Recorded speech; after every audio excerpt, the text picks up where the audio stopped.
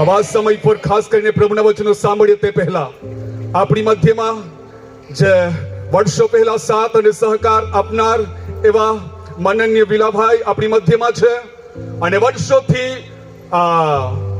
લગભગ 10 વર્ષ પહેલા લગાતાર વિદેશથી પ્રભુના અભિષેક તો આવતા હતા અને એને આ પોતાનું ઘર ખુલ્લું મૂક્યું હતું અને પ્રભુના કઈ દેશ વિદેશથી આવતા હતા જેમને આ રહેવાને માટે વર્ષો પહેલા એને ઘર આપ્યું હતું એના માટે આપતો આપણી મધ્યમાં છે અને તે આપણને આમ નામ મળતા નથી પણ આજે આપણી વચ્ચેમાં છે તો અત્યારે આપણે એમના દ્વારા બે શબ્દો આપણે ટૂંક નિંદ્રા સાંભળીશું અને આવા સમય પર આપણે તેને પુલપિટ સોંપીએ અને આપણે વાત હશે ત્યારે આપણે તાળીઓથી એમના આવકારીએ કેમ કે એ માનને યોગ્ય છે. સાંભળો કે વર્ષો પહેલા એને પ્રભુના અભિષેક તો દાસો જ્યારે અમલગુંડીમાં મીટિંગ કરવાને માટે આવતા હતા, વડફાળાની અંદર આવતા હતા, દેશ વિદેશથી એમના ઘરે રહેવાને માટે ઘર ખુલ્લું મૂક્યું હતું. એના માટે હું તેમનો હૃદયપૂર્વક આભાર માનું છું. બે શબ્દોના માટે હું તેમને આ સમય પર આગળ બોલાવું છું. આપણે તાળીઓ વગાડી જરા, તાળીઓ.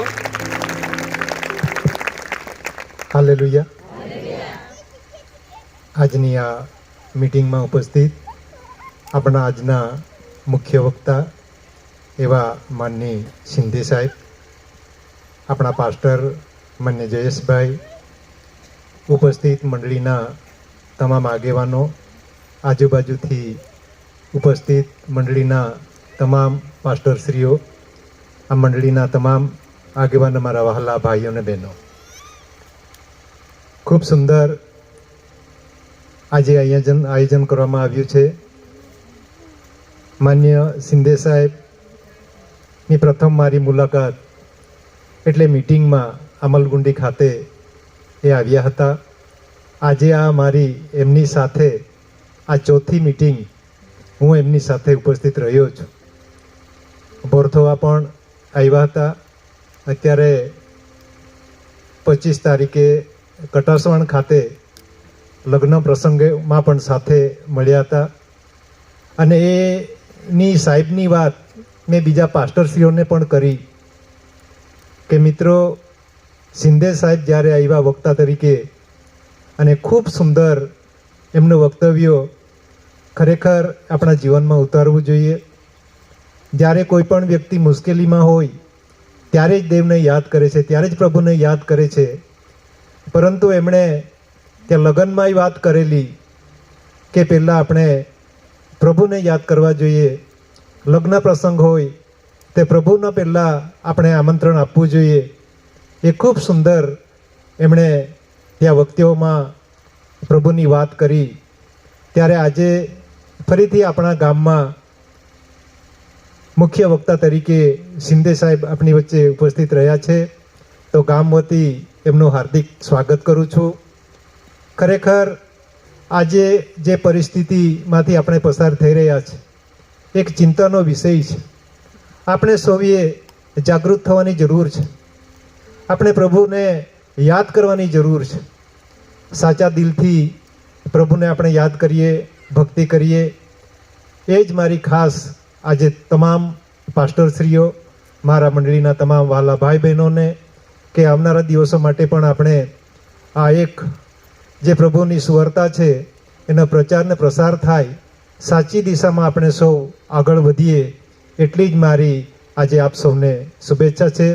આજે અહીંયા આમંત્રણ આપી મને બોલાવ્યો, ખૂબ સુંદર મારું સ્વાગત કરવામાં આવ્યું, એ બદલ મંડળીનો આભાર માનું છું. ધન્યવાદ. આભાર અને પ્રોત્સાહન વચન માટે આપણે તાળી વગાડીએ, જોરદાર તાળીઓ. આવા સમય પર આપણે સીધા પ્રભુના વચનો તરફ આપણે જઈશું. આપણે બધા પ્રભુના વચન સાંભળવાને માટે જઈ રહ્યા છે. જે રાજાનો રાજા છે, જે પ્રભુના પ્રભુ છે, જે સામર્થ્ય છે, તે આજે સાંજે આપણી મધ્યમાં છે. એના માટે ખાસ સૂચના આપવામાં આવે છે કે આજુબાજુ ભાઈ બહેનો આ કોઈ ના ફરે, બધા પોતપોતાની જગ્યા તમે લઈ લેશો, યા આજુબાજુ કોઈ ના ફરે.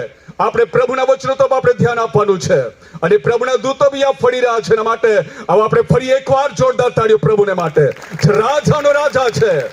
ઓ આકાશ બી ખુલ્લો છે. તાળી વગાડીએ પ્રભુને માટે. આવા સમય પર આપણે સીધા પ્રભુના દાસના હાથમાં આપણે પુલપિટ સોંપીશું. આઈએ આપણે જોરદાર પ્રભુના દાસને માટે આપણે તાળી વગાડીએ.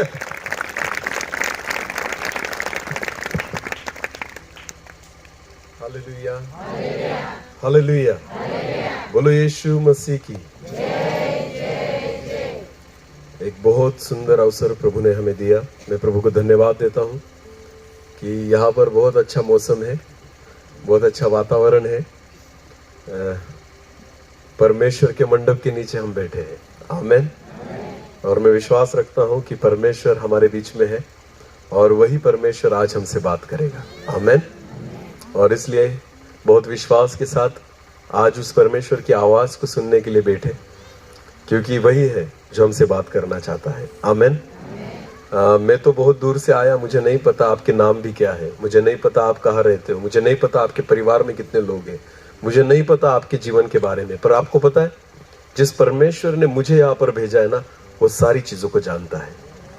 वो आपके नाम को जानता है, आपके घर को जानता है, आपके परिवार में रहने वाले हर एक व्यक्ति को जानता है, आपकी परिस्थितियों को जानता है, आपके दुख को जानता है, आपके सुख को जानता है, आपकी जरूरतों को जानता है। और आपको पता है, जब परमेश्वर के दास को खुदा जब भेजता है ना, उन बातों को लेकर भेजता है जिनकी हमें जरूरत है। आमेन।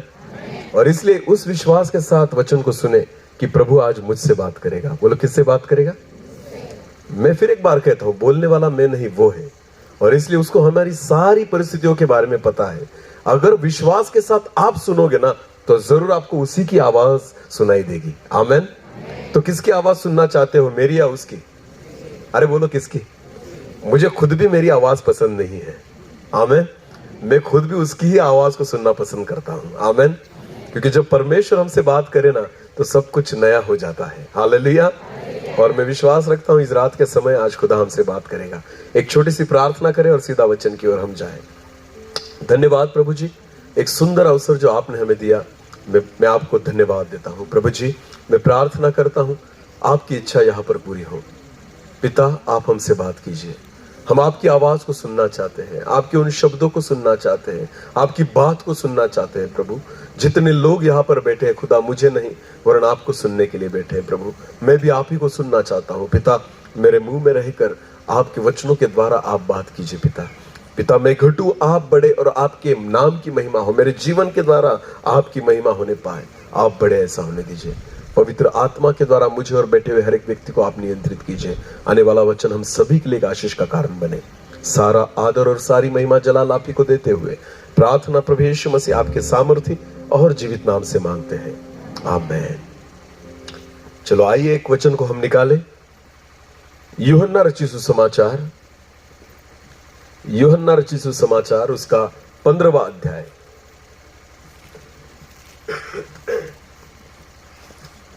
यूहन्ना रचित सुसमाचार, उसका 15वां अध्याय और वचन 16 को हम पढ़ेंगे। यूहन्ना रचित सुसमाचार, उसका 15वां अध्याय और वचन 16। तुमने मुझे नहीं चुना। ध्यान देकर सुनना, इस वचन को बहुत ध्यान से सुने आज। हाँ, फिर एक बार। तुमने मुझे नहीं चुना। परमेश्वर का वचन कहता है, तुमने मुझे नहीं चुना, परंतु मैंने तुम्हें चुना। मैंने तुम्हें चुना है। हालेलुया। ध्यान देकर सुने, परमेश्वर कहता है, तुमने मुझे नहीं चुना, परंतु मैंने तुम्हें चुना है। हालेलुया। अभी ध्यान देकर सुने, मसीही जीवन वो नहीं है कि मैंने यीशु का स्वीकार किया, बिल्कुल नहीं। जो व्यक्ति यीशु मसीह का स्वीकार करता है ना, वो मसीही जीवन नहीं है। पर जिन लोगों का यीशु स्वीकार करता है ना, वो मसीही जीवन है। हालेलुया। समझ में आ रहा है कुछ? बहुत सारे लोगों ने प्रभु यीशु मसीह को स्वीकार कर लिया है, पर मसीही लोग केवल वही है जिनको यीशु मसीह ने स्वीकार कर लिया है। आमीन। जिन्होंने यीशु को चुना वो मसीह नहीं है, जिनको यीशु ने चुन लिया वो लोग मसीह है। हालेलुया। इसलिए वचन कहता है कि तुमने मुझे नहीं चुना, वरन मैंने तुम्हें चुना है। हालेलुया।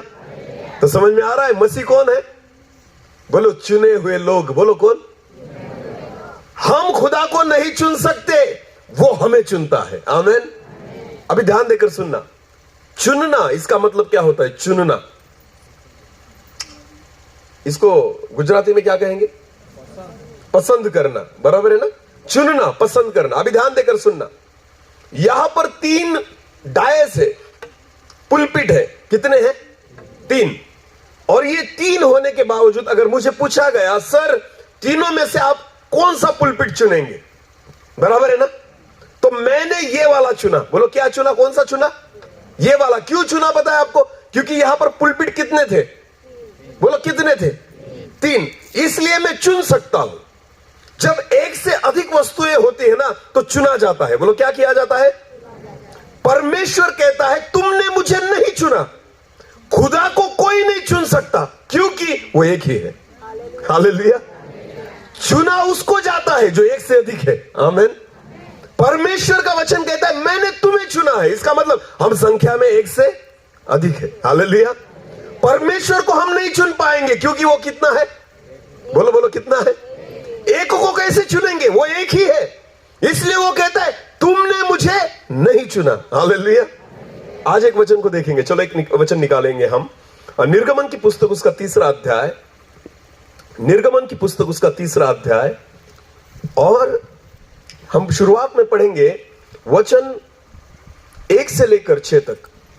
मूसा अपने ससुर इत्रो नामक मिद्यान के याजक की भेड़ बकरियों को चराता था। हाँ।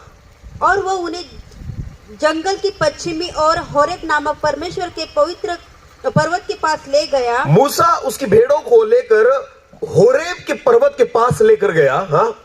और परमेश्वर के दूत ने कटीली झाड़ी के बीच आग की लौ में उसको दर्शन दिया। और जब मूसा ने वहां पर एक दर्शन को पाया, परमेश्वर के दूत ने उसको दर्शन दिया। हाँ। और उसने दृष्टि उठाकर देखा कि झाड़ी जल रही है। हाँ। पर भस्म नहीं होती। देखो ध्यान देकर सुनना। उसने देखा कि एक पेड़ है जिस पर आग लगी हुई है, एक झाड़ी है उसको आग लगी हुई है पर जल नहीं रही। हाँ। तब मूसा ने कहा, हाँ, मैं उधर जाकर इस बड़े आश्चर्य को देखूंगा। जब मूसा उस आश्चर्य को देखने के लिए नजदीक गया, हाँ, कि वह झाड़ी क्यों नहीं जल जाती। हाँ, जब यहोवा ने देखा कि मूसा देखने को मुड़ा चला आता है, हाँ, तब परमेश्वर ने झाड़ी के बीच से उसको पुकारा। परमेश्वर ने मूसा को पुकारा। किसने पुकारा? किसने दर्शन दिया मूसा को? परमेश्वर ने। ध्यान देकर सुनना इस वचन को, हमें आगे देखना है तब जाकर समझ में आएगा। मूसा को परमेश्वर ने पुकारा। आगे पढ़ना। हे मूसा, हे मूसा। मूसा ने कहा क्या आज्ञा? हाँ। उसने कहा इधर पास मत आ। हाँ। और अपने पाँवों से जूतियों को उतार दे। हाँ। क्योंकि जिस स्थान पर तू खड़ा है वह पवित्र भूमि है। अभी देखना, ध्यान देकर सुने। हमने बहुत बार इस वचनों को पढ़ा है। मूसा को परमेश्वर ने दर्शन दिया, उसके साथ बात की और परमेश्वर का एक उद्देश्य था कि मूसा से बात करने के लिए, क्योंकि परमेश्वर मूसा को कुछ काम सौंपना चाहता था। हालेलुया। परमेश्वर एक जिम्मेदारी को मूसा को देना चाहता था और इसलिए परमेश्वर ने मूसा को दर्शन दिया। अब 9 वचन से लेकर आगे पढ़ेंगे। हाँ। इसलिए अब सुन। तब मूसा को परमेश्वर ने कहा सुन, इस्राएलियों की चिल्लाहट मुझे सुनाई पड़ी है। हाँ। और मिस्रियों का उन पर अंधेर करना भी मुझे दिखाई पड़ा है। हाँ। इसलिए आ, मैं तुझे फिरौन के पास भेजता हूँ। हाँ, तो परमेश्वर ने मूसा को काम दिया, काम सौंपा। क्या सौंपा? कि मैं तुझे फिरौन के पास भेजता हूँ। हालेलुया। हाँ, देखो ध्यान देकर सुनना। तुम मेरी इस्राएली प्रजा को मिस्र से निकाल ले आओ। हाँ, क्या काम दिया है तुझे? तुझे इजरायली लोगों को मिस्र से बाहर निकाल कर कनान तक लेकर जाना है। हालेलुया। ओके, ध्यान देकर सुनना। अभी ठहरो 1 मिनट। देखो, परमेश्वर ने मूसा को 2 जिम्मेदारी दी। एक कि तुझे फिरौन के सामने जाकर खड़ा होना है। बोलो किसके सामने? ओके। और दूसरा, इजरायलियों के सामने भी जाकर क्या होना है? खड़ा होना है। समझ में आ रहा है कुछ? और उन दोनों को पता चलना चाहिए कि तुझे खड़ा करने वाला परमेश्वर है। हालेलुया। समझ में आ रहा है कुछ? क्योंकि दर्शन किसने दिया? परमेश्वर ने। इसलिए परमेश्वर चाहता था मूसा तुझे 2 लोगों के सामने खड़ा होना पड़ेगा। एक तो फिरौन के सामने, और वहां पर भी उसको बताना होगा कि मुझे खड़ा करने वाला कौन है? परमेश्वर। और दूसरा, तेरे भाइयों के सामने, इजरायली लोगों के सामने तुझे जाकर खड़ा होना होगा और उनको भी बताना होगा मुझे किसने खड़ा किया है? परमेश्वर ने। समझ में आया अब तक? ओके। अब ये बातें मूसा को बताने के बाद मूसा ने कौन सा सवाल पूछा पता है आपको? परमेश्वर से। हम पढ़ेंगे 3 और 13 वचन हम पढ़ेंगे। मूसा ने परमेश्वर से कहा। ध्यान देकर सुनना। हे परमेश्वर, तू चाहता है ना कि मैं फिरौन के सामने जाकर खड़ा रहूं? तू चाहता है ना मैं इजरायली लोगों के सामने जाकर खड़ा रहूं? तब मूसा ने परमेश्वर से कहा, जब मैं इस्राएलियों के पास जाकर उनसे कहूँ, जब मैं मेरे भाइयों के सामने जाकर उनसे कहूँ, तुम्हारे पितरों के परमेश्वर ने मुझे तुम्हारे पास भेजा है, तुम्हारे पितरों के परमेश्वर ने मुझे भेजा है, तब यदि वे मुझसे पूछे उसका क्या नाम है, तो वो पूछेंगे तेरे परमेश्वर का क्या नाम है? हालेलुया। क्या पूछेंगे? नाम। किस परमेश्वर ने भेजा है? देखो मूसा परमेश्वर को क्या पूछ रहा है? परमेश्वर का नाम। बोलो क्या पूछ रहा है परमेश्वर का? हम जब पहली बार एक दूसरे से मिलते हैं तो हम क्या पूछते हैं एक दूसरे से? नाम। आपका नाम क्या है? हालेलुया। ये पहचान होती है। हालेलुया। अगर नए व्यक्ति से अगर आप मिले ना, तो पहली हमारी जरूरत यह होती है कि सामने वाले का हमें क्या पता चले। जितने बच्चे स्कूल में जाते हैं ना, स्कूल में जाते हो ना, ओके, स्कूल में जाने के बाद पहले दिन क्या होता है? पहले दिन क्या होता है? टीचर क्या पूछेंगे? हर स्टूडेंट को खड़ा करेंगे और कहेंगे अपना अपना नाम बताओ, क्योंकि नाम से ही शुरुआत होती है। पहचान की शुरुआत नाम से होती है। तो मूसा को पहली बार खुदा ने दर्शन दिया था। मूसा पहली बार परमेश्वर के दर्शन को देख रहा था ना, तो मूसा परमेश्वर से कहता है प्रभु दर्शन तो दे दिया, नाम बता तेरा क्या है। हालेलुया। बोलो क्या बता? नाम बता कि तू कौन सा परमेश्वर है, तेरा नाम बता मुझे। मूसा ने कहा अगर मैं जाकर उनको बताऊं ना कि परमेश्वर ने दर्शन दिया तुम्हारे पितरों का, नाम क्या था पूछेंगे वो, तो क्या नाम बताऊं? आगे पढ़ना। परमेश्वर ने मूसा से कहा, जब मूसा ने परमेश्वर के नाम को पूछा तब परमेश्वर ने मूसा से कहा मैं जो हूँ सो हूँ। परमेश्वर ने नाम क्या बताया? मैं जो हूं सो। इसका मतलब आगे पढ़ो। फिर उसने कहा हाँ? तू इस्राएलियों से यह कहना हाँ? जिसका नाम मैं हूँ, जिसका नाम मैं हूं। हालेलुया। क्या कहना? मेरा नाम क्या है? मैं हूं। परमेश्वर ने खुद का नाम क्या कहा? मैं हूँ। ऐसा नाम होता है? मैं हूं ऐसा नाम होता है? ये कौन सा नाम है? मैं हूं। खुदा ने इसलिए कहा मैं ही तो परमेश्वर हूं, दूसरा है कौन? हालेलुया। अगर दूसरा रहता तो मेरा नाम रहता ना, अकेला मैं ही हूं। हालेलुया। दूसरा कोई है ही नहीं, मैं हूं। जा बता उनको जाकर। आमेन। चुनना नहीं पड़ता क्योंकि वो एक ही है। हालेलुया। परमेश्वर ने खुद के नाम को नहीं बताया, नाम उसका रखा जाता है जो एक से ज्यादा होते हैं। आमेन। जो अकेला होता है ना उसका नाम नहीं होता, वो बोलता है मैं हूं। परमेश्वर कहता है बोलो मैं। हाँ, हमारे खुदा का नाम क्या है? मैं, अकेला मैं हूं। हालेलुया। पहले भी मैं था, आज भी मैं और कल भी मैं रहूंगा। आमेन। उसका नाम सदैव है मैं हूं। हालेलुया।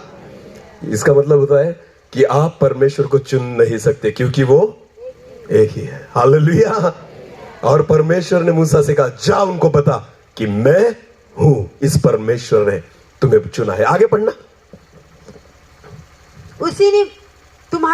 उसी ने मुझे तुम्हारे पास भेजा है। हाँ? फिर परमेश्वर ने मूसा से यह भी कहा हाँ? तू इस्राएलियों से एक कहना हाँ? तुम्हारे पितरों का परमेश्वर अर्थात अब्राहम का हाँ, परमेश्वर। दूसरी पहचान क्या है परमेश्वर की? जा उनको कहना मैं हूं। और दूसरी पहचान उनको कहना जा उनको बोल तुम्हारे पितरों का परमेश्वर। इसका मतलब आगे क्या लिखा है? अर्थात अब्राहम का परमेश्वर। अब्राहम का परमेश्वर। इसका मतलब चुने हुए जो है ना उनका मैं परमेश्वर हूं। हालेलुया। अब्राहम का परमेश्वर, ये खुदा की पहचान है। आगे इसहाक का परमेश्वर, हाँ, और याकूब का परमेश्वर। आमेन। जो चुने हुए है ना परमेश्वर उसके नाम से पहचाना जाता है। आमेन। जिनको चुन लिया गया है ना उनके नाम से खुदा खुद की पहचान को रखता है। हालेलुया। अब्राहम चुना हुआ था, इसलिए प्रभु यीशु मसीह ने जब बाइबल में एक लाजर के बारे में बताया है, एक लाजर जो बीमार था, कुत्ते आकर उसको चाटते थे, वो मर गया। कहा गया? मरने के बाद कहा गया? इब्राहिम की गोद में। बोलो कहा गया? और इब्राहिम कहा था? नरक में या स्वर्ग में? सुखलोक में या दुखलोक में? सुखलोक में बैठा हुआ था इब्राहिम, और परमेश्वर कहता है मैं इब्राहिम का परमेश्वर हूं। आमेन। जो चुने गए हैं ना उनका मैं परमेश्वर हूं, जो नाश हो गए उनका नहीं। आमेन। जो उद्धार पाए हुए ना उनका मैं परमेश्वर हूं। हालेलुया। मसीही लोग वो है जो उद्धार पाए हुए हैं। आमेन। तुमने मुझे नहीं चुना, मैंने तुम्हें चुना है। हालेलुया। वो चुने हुए लोगों का ही परमेश्वर है। आपको पता है परमेश्वर को आप नहीं चुन सकते क्योंकि वो एक ही है। बोलो क्योंकि वो, हाँ, उसका वजूद एक ही है। हालेलुया। दूसरा कोई है ही नहीं।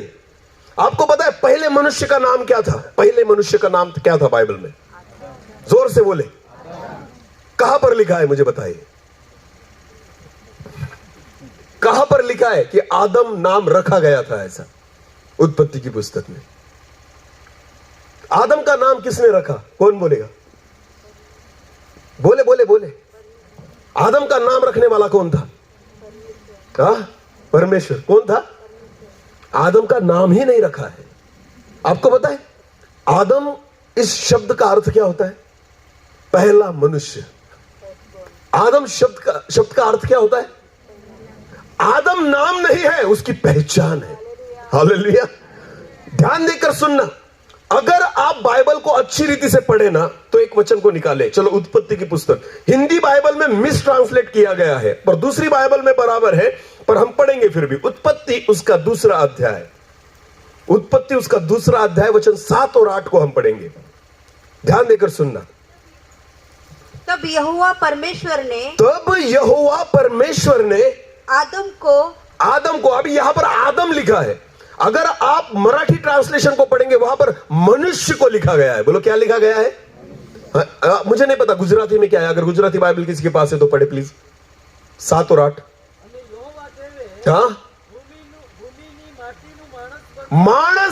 मानस बनायो। हालेलुया। मानस, आदम को नहीं बनाया परमेश्वर ने, किसको बनाया? मनुष्य को बनाया। हालेलुया।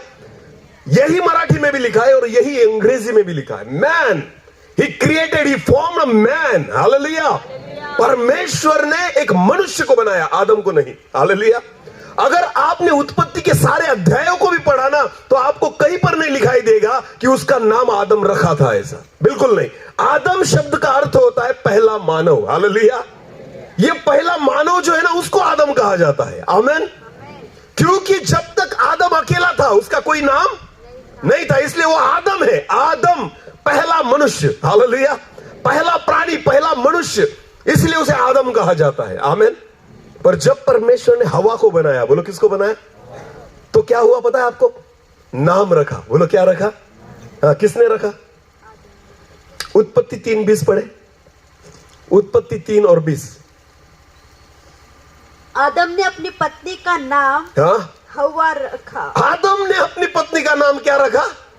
हव्वा का नाम रखा गया है। हालेलुया। आदम का नाम रखने वाला कोई रखा ही नहीं, क्योंकि अकेला था ना, मनुष्य अकेला ही था, पहला मनुष्य, इसलिए उसका नाम आदम है। हालेलुया। पहचान उसकी आदम है। हालेलुया। जो अकेला होता है ना उसका नाम नहीं होता। आमीन। दूसरा कोई है ही नहीं ना तो नाम कैसे रहेगा? खुदा कहता है मैं हूं, जा उनको बता। दूसरा है ही नहीं कोई, तो मेरे रेस में कोई है ही नहीं, मेरी योग्यता के बराबर कोई है ही नहीं। अरे सृष्टि को बनाने वाला दूसरा कोई है ही नहीं, मनुष्य को रचने वाला दूसरा कोई है ही नहीं, अद्भुत काम करने वाला कोई है ही नहीं, स्वर्ग का मालिक दूसरा कोई है ही नहीं। हालेलुया। जा उसको बता मैं हूं। आमीन। बोलो कौन है? मैं हूं। हालेलुया। तो कैसे चुनोगे तुम? अकेला वही तो है, वो तुम्हें चुनेगा, तुम उसे नहीं चुन पाओगे। आमीन। समझ में आ रहा है कुछ? हालेलुया। हाँ, मैं हूं। बोले यीशु मसीह की। हालेलुया। वो अकेला ही है, मैं हूं, उसे हम नहीं चुन पाएंगे। आमीन। पर आपको पता है यीशु मसीह का जन्म हुआ, बोलो क्या हुआ? उसका नाम रखा गया। उसका क्या रखा गया? नाम। क्यों? पढ़ेंगे हम वचन को। लूका रचित सुसमाचार उसका पहला अध्याय 30 और 32, 30 से लेकर 32 तक। लूका 1 और वचन 30 से लेकर 32 तक।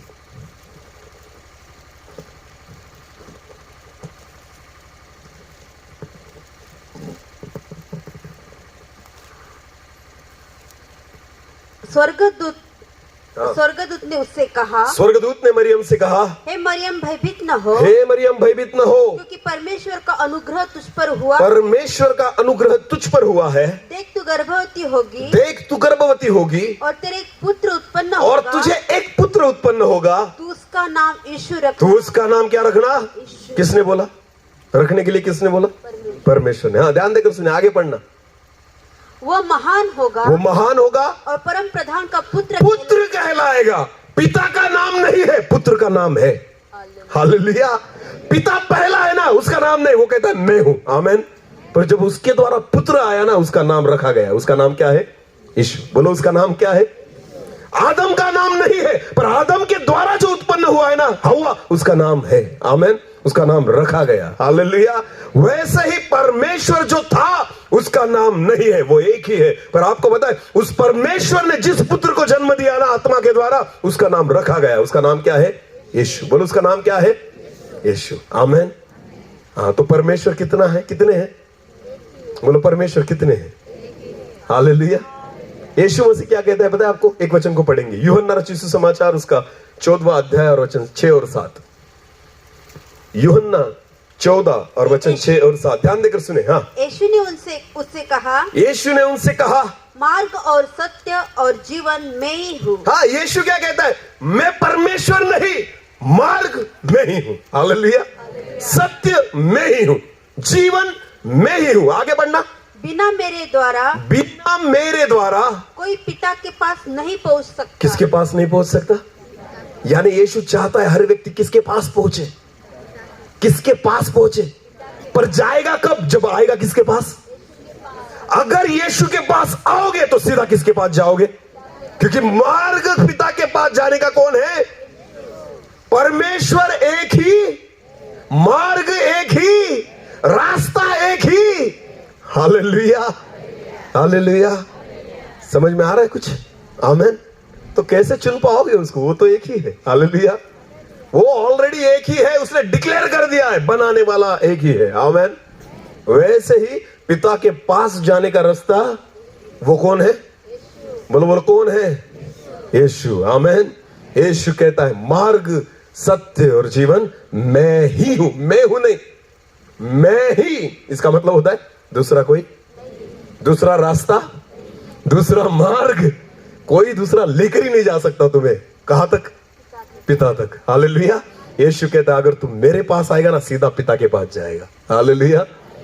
आपको पता है यीशु मसीह की इच्छा ये नहीं कि लोग मेरे पास आए, यीशु की इच्छा है मेरे पास आओ, मैं तुम्हें किसके पास लेकर जाऊंगा? हाँ, वो कहता है ना, प्रभु यीशु मसीह कहता है मेरे पिता के घर में रहने की जगह। वो नहीं कहता मेरे घर में, वो कहता मेरे पिता के घर में रहने की जगह बहुत सी। मैं जगह तैयार करने के लिए जाता हूं और करने के बाद क्या करूंगा? मैं तुम्हें लेने और कहां लेकर जाऊंगा? किसके घर? जहां मेरा पिता रहता है ना, तुम्हें भी वहीं पर लेकर जाऊंगा, हालेलुया, हालेलुया। समझ में आ रहा है कुछ? ध्यान देकर सुने। पिता एक ही, मार्ग एक ही, और सत्य एक ही, और जीवन भी एक ही। हाँ, दूसरा कोई है ही नहीं। चुनेंगे कैसे? आमेन। हाँ, यीशु को छोड़कर दूसरे को चुन ही नहीं सकते क्योंकि मार्ग एक ही है, हालेलुया। तो चुनाव किसका होगा फिर? परमेश्वर का, यीशु का, या हमारा? ऑप्शन परमेश्वर के पास है। किसका चुनाव होगा? हमारा, हालेलुया। हाँ, हमें लगता है मैंने यीशु को चुना। हट, तुमने नहीं चुना, उसने तुम्हें चुना है, हालेलुया। हाँ, हम कौन आए उसको चुनने वाले? हमें तो नहीं पता चलता। अगर भिंडी लेने गए ना तो भी गलत लेकर आते हैं हम। हाँ, सब्जी नहीं चुन पाते, और तुम क्या परमेश्वर को चुनोगे? समझ में आ रहा है कुछ? आजकल के जवानों को भेजो जींस लेने के लिए, फटी हुई लेकर आए थे, और ये चले परमेश्वर को चुनने के लिए। चुन सकते हो? अरे खुद के लिए चड्डी नहीं चुन सकते तुम परमेश्वर को क्या चुनोगे? हालेलुया। बोले यीशु मसीह की। हाँ, मेरे एक दोस्त ने मुझे कहा था जब भी मार्केट में जाओ और भिंडी खरीदनी हो ना, तो जिसमें कीड़े हो वही खरीदना। कौन सी खरीदना? जिसमें क्या पड़े हैं? मैंने कहा क्यों? तो उसने कहा अगर कीड़ा जिंदा है इसका मतलब उस पर कुछ भी मारा गया, उस पर कुछ भी फवारा गया नहीं है। अगर कीड़ा जिंदा रहेगा तो तू भी जिंदा रहेगा। हम कैसे चुनेंगे बोलो मुझे? हम भिंडी कैसे चुनेंगे? कीड़े वाली या बिना कीड़े वाली?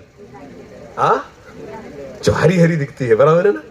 हाँ, हम वैसे चुनकर लेकर आएंगे, खुश हो जाएंगे, देख मैंने कितनी अच्छी भिंडी रही। मरेगा तू खा के क्योंकि जहर मारा गया है उस पर, इसलिए कीड़ा। हाँ, जहर मारा है उस पर, और जहर कहा जाएगा? तू जब खाएगा तब जहर कहा जाएगा। जिसमें कीड़ा है ना, कीड़ा जिंदा, इसका मतलब जहर। तो उस कीड़े को निकाल कर फेंक दो और उसे खाओ, तो तुम जिंदा रहोगे। समझ में आ रहा है? तो भिंडी भी चुननी आती और चले परमेश्वर को चुनने के लिए। हाँ, मैंने तुझे चुना। यार तूने नहीं चुना, खुदा ने हमें चुना है। हालेलुया। समझ में आ रहा है? परमेश्वर हमारी खूबसूरती को देखकर नहीं चुनता, ना हमारे पदों को देखकर चुनता है, ना हमारे ज्ञान और योग्यता को देखकर चुनता है। आपको पता है परमेश्वर क्या चुनता है? ऐसे मिट्टी के गोले को चुनता है ना, जिसको कोई भी आकार नहीं। हालेलुया। जिसकी कोई वैल्यू नहीं है। आमीन। अच्छे अच्छे लोगों को नहीं चुनता वो खुदा। जिनको किसी ने नहीं चुना ना, उसको उठाता है, क्योंकि उसकी महिमा उसके जीवन में प्रकट हो। आमीन।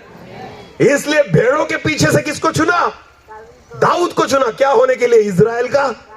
बोलो, क्या होने के लिए? इजराइल का। ये परमेश्वर का चुनाव है। आमीन। हमारी इच्छा के अनुसार नहीं, हमारी इच्छा के अनुसार नहीं, परमेश्वर उसकी इच्छा के अनुसार हमें चुनता है। हालेलुया। समझ में आ रहा है कुछ? और एक वचन को पढ़ेंगे, यूहन्ना उसका 15 अध्याय वचन 16, सॉरी मत्ती रचित सुसमाचार उसका 22 अध्याय वचन 14।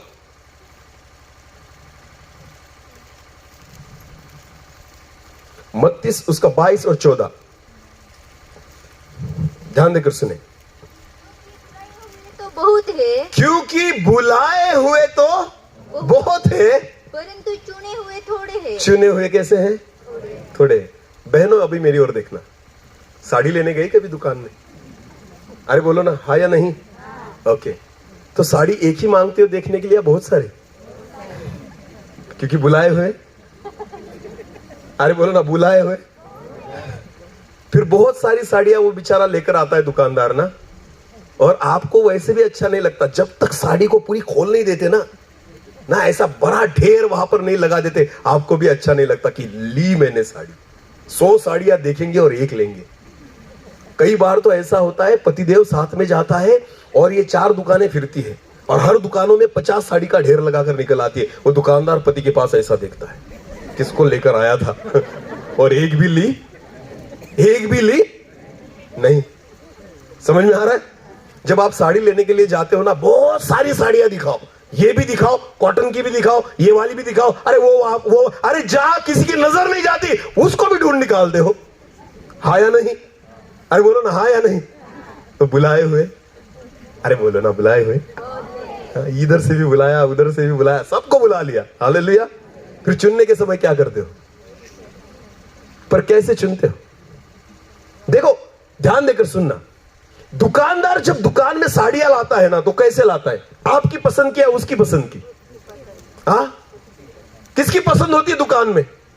लाने के टाइम दुकानदार ने अपनी पसंद की साड़ियां वहां पर भरी है। हालेलुया। वो जब मार्केट में जाता है ना, होलसेल में लेकर आता है कि इस कलर वाली, ये पैटर्न वाली दो, इसके 10 साड़ियां दे दो, इसकी 50 दे दो, इसकी 100 दे दो, सब लेकर आएगा। हालेलुया। हाँ, वो उसकी पसंद की लेकर आया, पर आप किसकी पसंद की लेते हो? अरे बोलो। दुकानदार हर साड़ी देगा ना आपको, तो बताएगा ये ऐसी साड़ी है ना, आप लेकर देखो, इसका फैब्रिक बहुत अच्छा है, अरे पहनकर तो देखो, बहुत सूट होगी। उसकी इच्छा है हर साड़ी आप खरीदो। हालेलुया।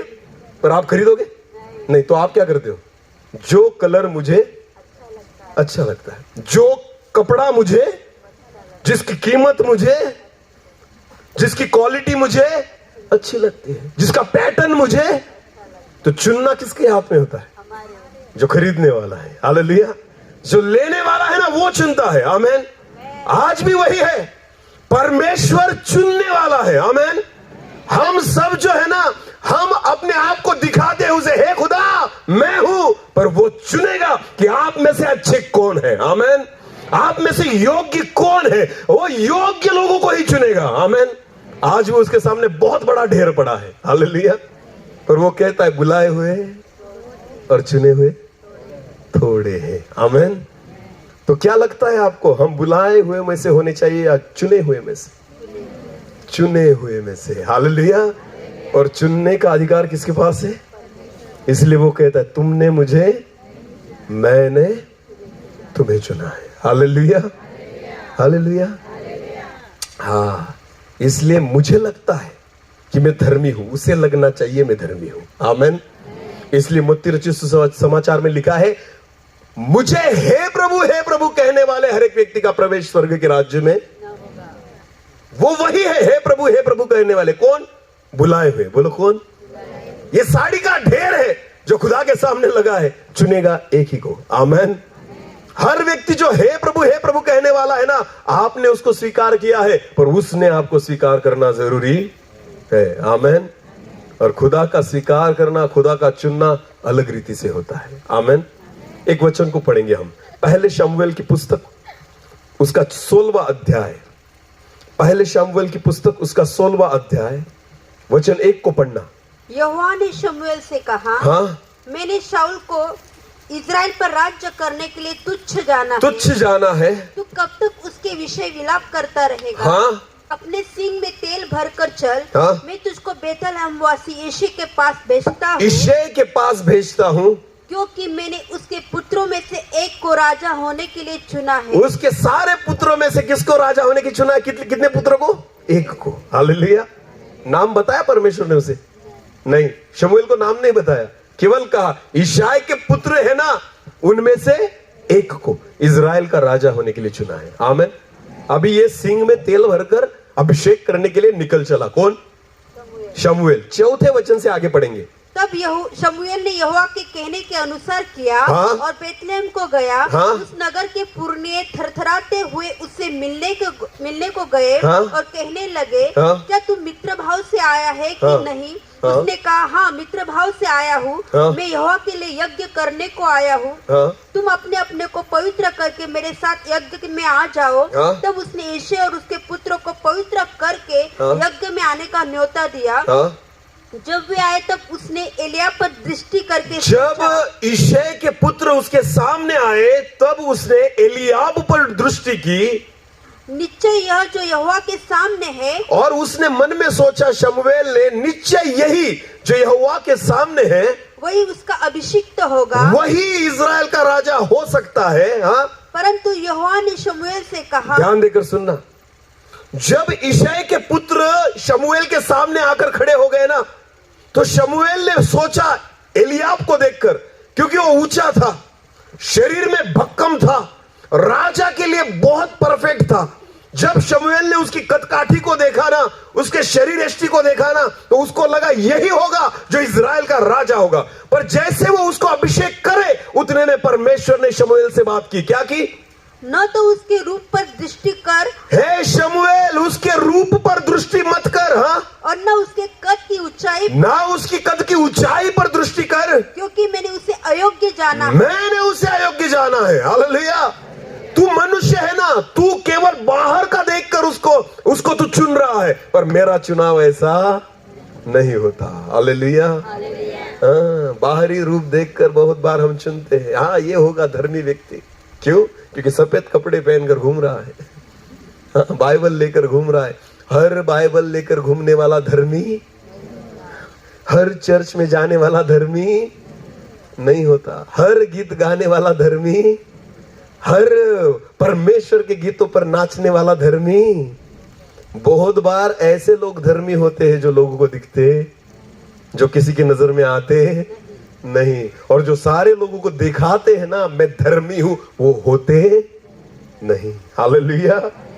समझ में आ रहा है कुछ? पर परमेश्वर का क्या है पता है आपको? परमेश्वर को कोई फंसा नहीं सकता। आमेन। मनुष्य फंस जाएगा, मनुष्य धोखा खा जाएगा, पर खुदा कभी धोखा खाता नहीं, क्योंकि उसका एक रहस्य है। आमेन। उस वचन को अभी जो पढ़ा, उस वचन को फिर एक बार पढ़ना। परंतु यहोवा ने शमूएल से कहा, हाँ? न तो उसके रूप पर दृष्टि कर, उसके रूप पर दृष्टि मत कर। आमेन। वो कैसा दिखता है ना, उसके दिखावे पर मत जा। हालेलुया। पहली बात, जब परमेश्वर आपको चुनेगा ना, देख कर नहीं, आपके दिखावे को देखकर नहीं चुनेगा। हालेलुया। क्या देखकर नहीं चुनेगा? आपके रूप को, आपके दिखावे को देखकर, कि आप क्या दिखाते हो। आप क्या दिखाते हो, इससे परमेश्वर को फर्क नहीं पड़ता, आप क्या हो उससे फर्क पड़ता है। आमेन। क्योंकि मनुष्य का दिखाना अलग है और होना अलग है। हालेलुया। समझ में आ रहा है कुछ? हाँ, आंखें जैसी दिखती है वैसी नहीं होती, उसके अंदर जो चला है ना वो खुदा जानता है। हालेलुया। समझ में आ रहा है कुछ? हाँ, पति पत्नी अगर जितने यहां पर होगे ना, पत्नी को लगता होगा मैं मेरे पति को जानती हूँ, और पति को लगता है मैं मेरी पत्नी को जानता हूं। बिल्कुल नहीं, झूठ है। आप नहीं जानते, नहीं जानते। आपको केवल परमेश्वर जानता है। कौन जानता है? भाई बहन एक दूसरे को नहीं जानते, दोस्त एक दूसरे को नहीं जानते, माँ बाप बच्चों को नहीं जानते, बच्चे भी माँ बाप को नहीं जानते। आपको पता है इस दुनिया में पास्टर भी अपने विश्वासियों को और ना विश्वासी अपने पास्टर को, केवल खुदा आप सबको जानता है। आमीन। वही है जो हमें जानता है, बाकी सब झूठ है। आप दिखावा कर सकते हो पर उसके सामने नहीं। आमीन। परमेश्वर कहता है उसके रूप पर मत जा, केवल बाहरी दिखावट के ऊपर मत जा। हालेलुया। किसी को भी धर्मी समझते वक्त ना केवल दिखावटी रूपों की ओर मत जाना। आमीन। समझ में आ रहा है कुछ? ध्यान देकर सुनना। अभी मैं स्टेज पर खड़ा हूं माइक लेकर और वचन का प्रचार कर रहा हूं, तो आपकी नजर में मैं क्या हूं? क्या हूं? धर्मी नहीं। आप मुझे किस नाम से पहचानेंगे? विश्वासी या सेवक? अरे बोलो विश्वासी या? हाँ, क्योंकि मेरे हाथ में क्या है और क्या लेकर घूम रहा हूं और किसका प्रचार कर रहा हूं? पर वचन में लिखा है, यीशु मसीह कहता है कि अंत के दिनों में ऐसे बहुत सारे लोग आएंगे और कहेंगे मैंने तेरे नाम से संदेश दिया, पर प्रभु कहता है मैं तुझे पहचानता। इसका मतलब क्या हुआ? लोग तो पहचानते थे। क्या है ये व्यक्ति? सेवक, भविष्यवक्ता। हाँ, ये संदेश देता है, अच्छा प्रचारक है, लोग पहचानते हैं, पर खुदा कहता है मैं तुझे पहचानता। क्यों? क्योंकि मेरा धर्मी जीवन ये नहीं है। हालेलुया। मैं बहुत बार कहता हूं, जो मैं सेवा करते हुए आपको नजर आता हूं ना, ये मेरी धार्मिकता नहीं है।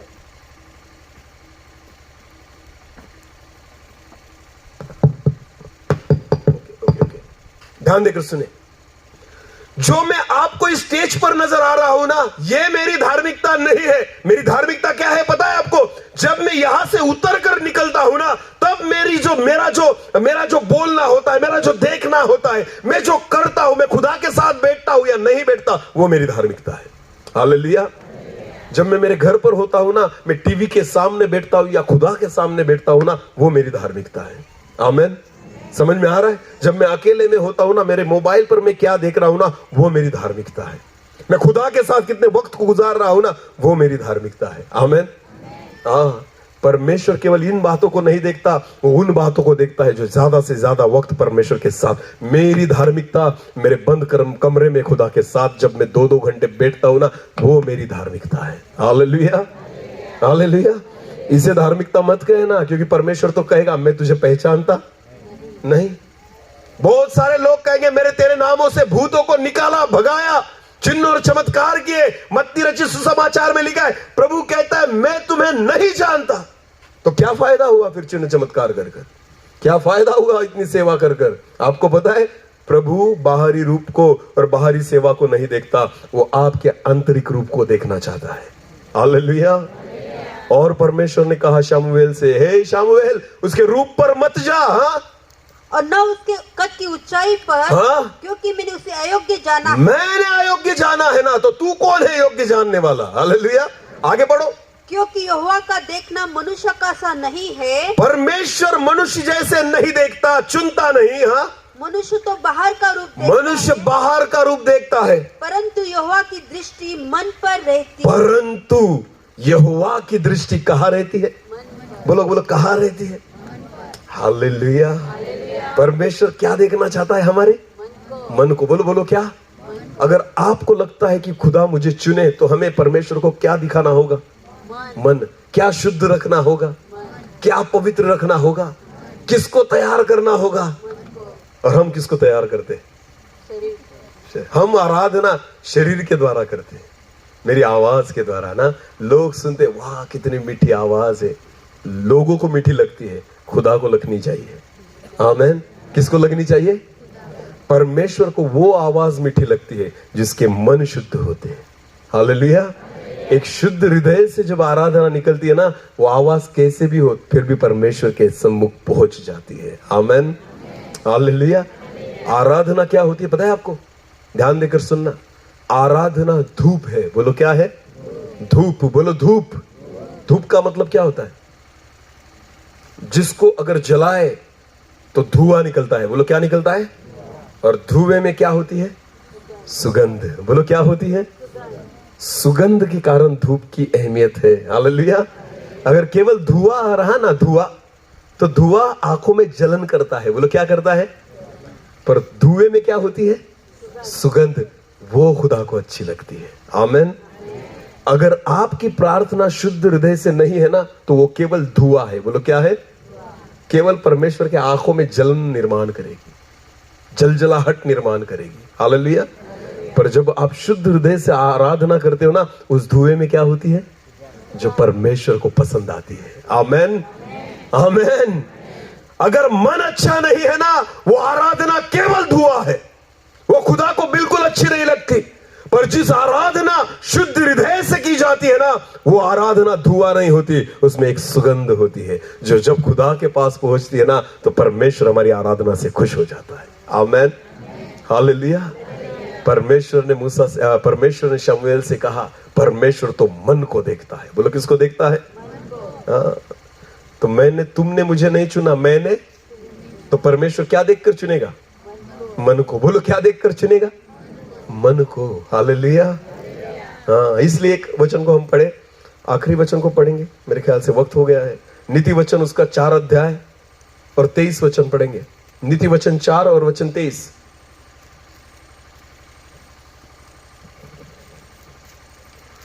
सबसे अधिक अपने मन की रक्षा कर। हालेलुया। किसकी रक्षा कर? सबसे अधिक अपने मन की रक्षा कर। हम किसकी करते हैं? तन की या मन की? शरीर की या मन की? सबसे अधिक, अरे बोलो, शरीर की ना। सारी जरूरतें किसके लिए है?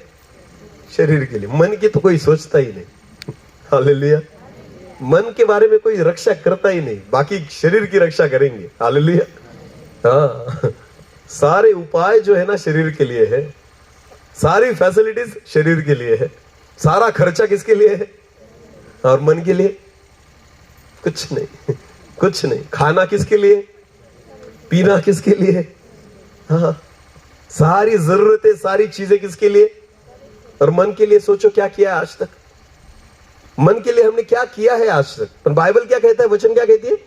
सबसे अधिक अपने मन की रक्षा। अपने मन की रक्षा कर। कौन करेगा? किसको करने के लिए बोला है? तू कर। किसकी रक्षा कर? हाँ, ध्यान देकर सुनना। जहर होता है ना, जहर, जहर पता है? जहर, विष, पॉइजन पता है ना? चूहे मारने की दवाई पता है क्या? ओके। घर में अगर चूहे हो जाए, क्या हो जाए? चूहे, तो मेडिकल पर जाते हैं चूहे मारने की दवाई लेने के लिए, बराबर है ना?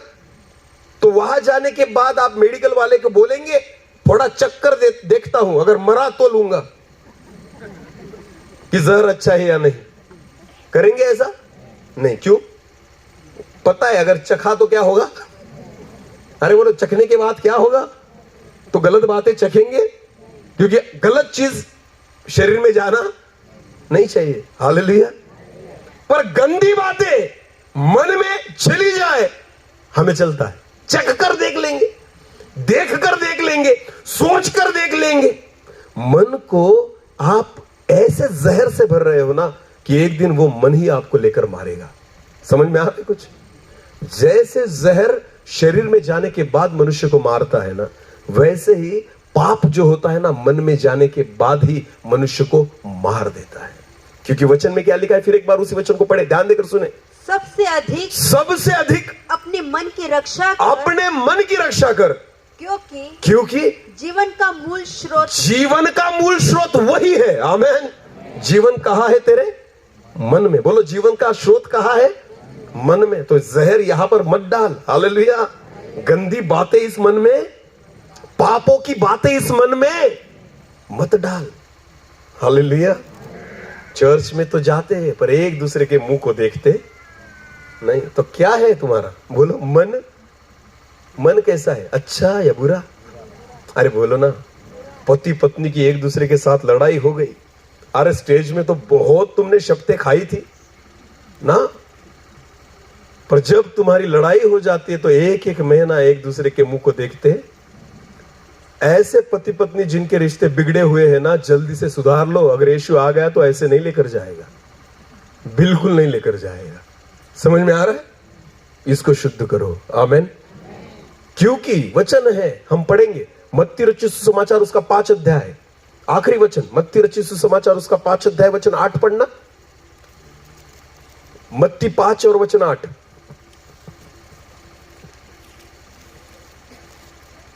धन्य है वे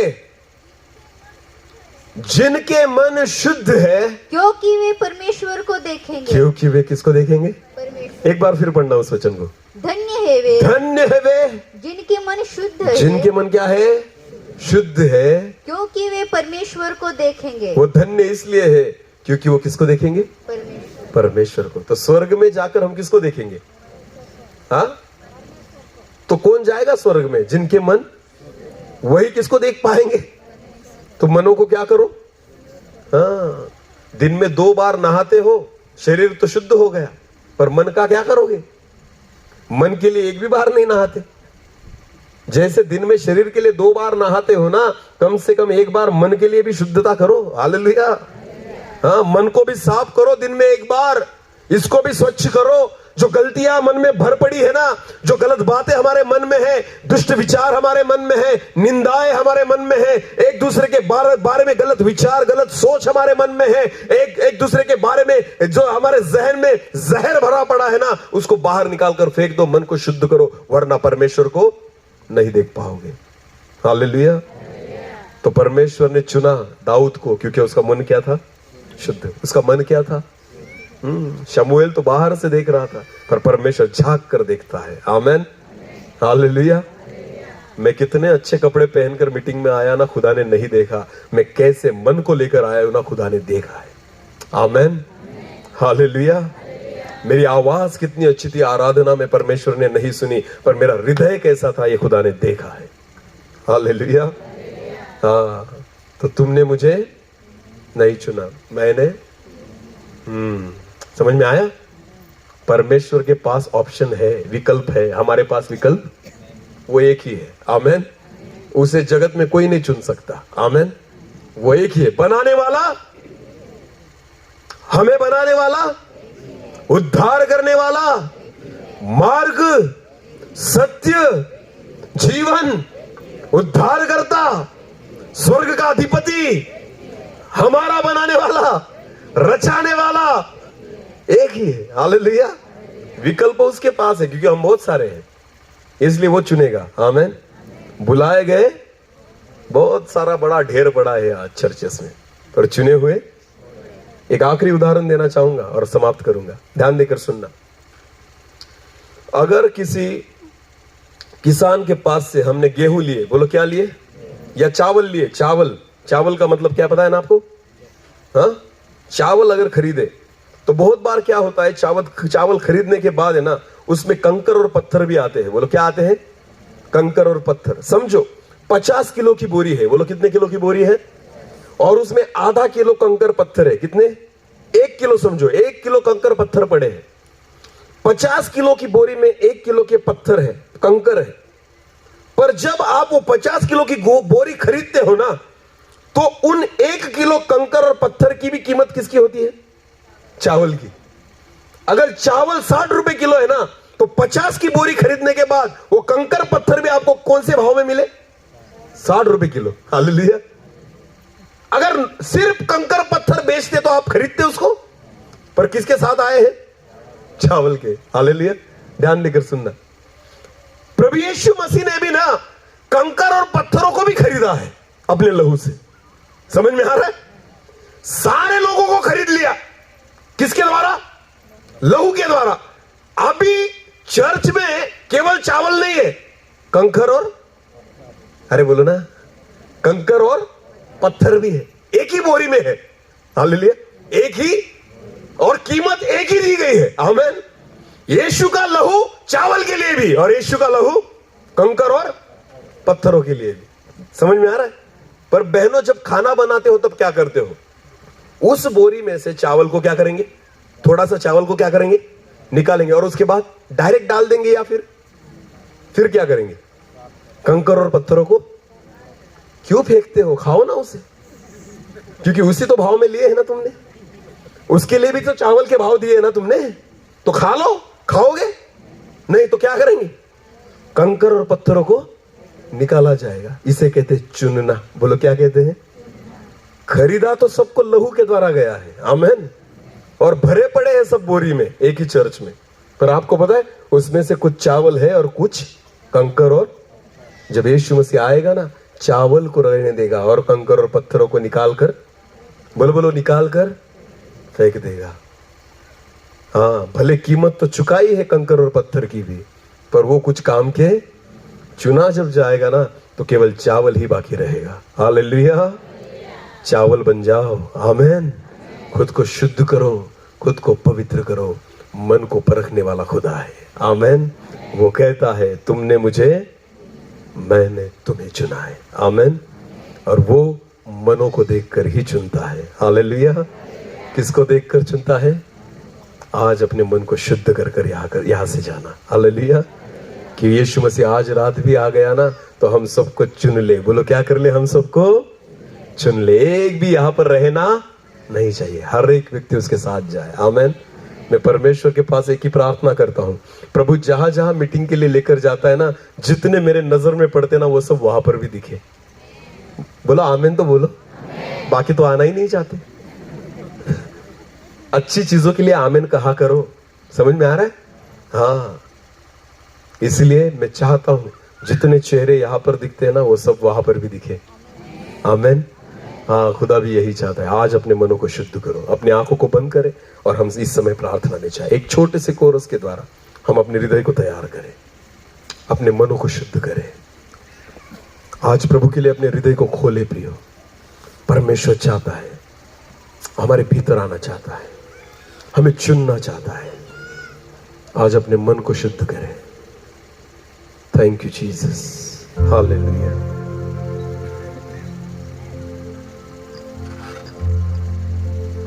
तू बदल दे मेरे मन को, दे आशीष इस जीवन को। तू बदल दे मेरे मन को, दे आशीष इस जीवन को। तेरी करुणा हम पे बरसे, अपने मार्ग में चला हमको। थैंक यू जीसस, धन्यवाद प्रभु जी। तेरी महिमा से, तेरे सामर्थ्य से फिर से तू अभिषेक कर दे। तेरी महिमा से, तेरे सामर्थ्य से फिर से तू अभिषेक कर दे हमें। पवित्र आत्मा, पवित्र आत्मा, पवित्र आत्मा। सब मिलकर गाए, पवित्र आत्मा। और जोर से, पवित्र। बहने दे उस हवा को, झूले हर एक दिल को। बहने दे उस हवा को, झूले हर एक दिल को। तेरा दर्शन हमें मिले, करते हैं प्रार्थना तुझसे।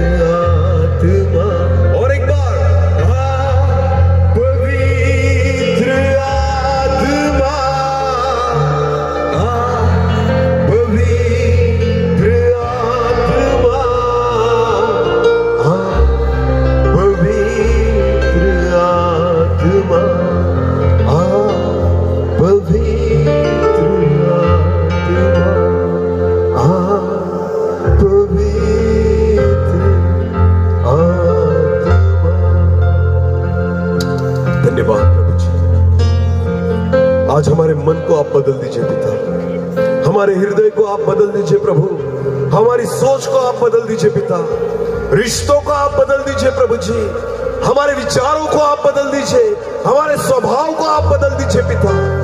मैं प्रार्थना करता हूं हमारे जीवन में शुद्ध मन उत्पन्न हो जाए कि हम खुदा को देख पाए, ऐसा होने दीजिए प्रभु, क्योंकि वचन में लिखा है क्या ही धन्य है वे जिनके मन शुद्ध है, वो परमेश्वर को देखेंगे। हाँ पिता, जब आप हमें चुनेंगे तो हम उन चुने हुए लोगों में से हो जिनके मन शुद्ध हो, क्योंकि वचन में लिखा है तुमने मुझे नहीं वरन मैंने तुम्हें चुना है।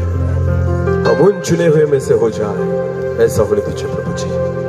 आपके अद्भुत वचन के लिए मैं आपको धन्यवाद देता हूं। जिस बीज को यहाँ पर बोया गया है खुदा, 30 गुना और 60 गुना 100 गुना फल लाने पाए, ऐसा होने दीजिए। केवल सुनने वाले नहीं वरन वचन के अनुसार हम चलने वाले बने, ऐसा होने दीजिए। सारा आदर और सारी महिमा जलाल आप ही को देते हुए प्रार्थना प्रभु यीशु मसीह आपके सामर्थ्य और जीवित नाम से मांगते हैं, आमीन आमीन।